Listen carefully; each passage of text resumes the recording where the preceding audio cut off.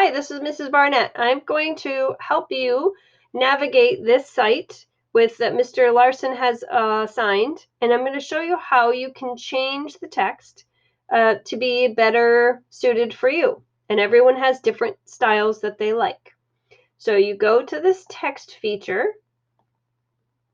and you can change how many lines are on one. So if you could look back here, I'm going to change it so there's less words on a line and there's bigger spacing. And I'm going to change it one more time, and it's even smaller now. So you're only reading a little at a time.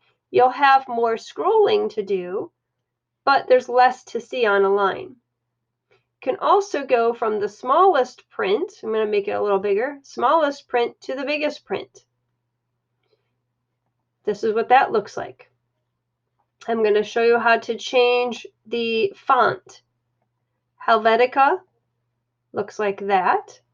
They have another one called Open Dyslexic or Use Dyslexic Settings. They've assumed a few things, what is best for most people who have difficulty reading. I don't care for this font. I think I don't like the wider spaces on each letter, but some people do. My personal favorite is if we are on Helvetica, largest and middle. I also don't necessarily like the yellow, but I do like the blue. And again, that's up to you. You can have this read to you if you have an extension. So I hope that you can see me. On the top of the row of the address bar, the star, you have all your Google. These are all things that are called extensions. I've added them to my Google Chrome so that if I want to screencastify something like I'm doing now, I push this button and it's automatically running there. I want to look up the history of a word. It'll automatically go there. So I have two of them that play. It's speech to text. This one is called Select and Speak, but I have to copy whatever the words are over here. I'll just do one line at a time. I can copy as much as I want. Push this button, right click and paste it. All lines are filled with phones, internet, and TV. And it reads it for me. Right? All lines are filled with phones, internet, and TV. You can download it to listen to it later if you would like. My personal favorite is this N over here. It's called the Natural Reader. Anything I highlight, it reads for me as soon as I click the button. It'll put this little play. It's thinking, so I push it. As you read, consider the question, how is your life different from how most humans lived throughout history? Our lives are filled with phones. And it will just keep reading the whole thing. I can ask it just to read a section by highlighting it, or it'll start at the beginning. I don't know what the plus sign is. I don't want to do that.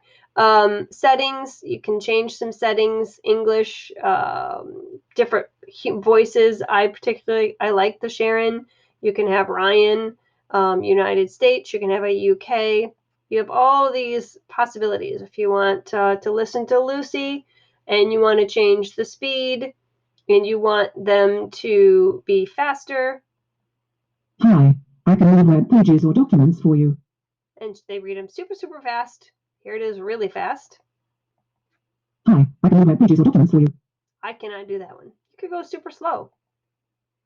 Hi, I can read web pages. And that's way too slow. Hi, I can read web pages.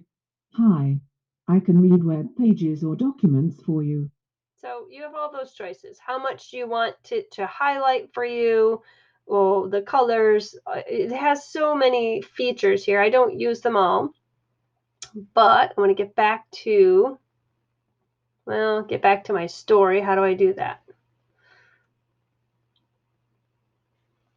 Okay, so I'm just going to get rid of that. That was a little X at the bottom.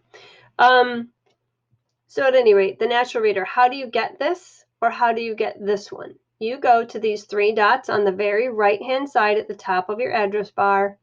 You click and scroll down till you find more tools. And it's either going to show up on to the left or to the right, depending on how much space you have in your computer. And then you pick extensions.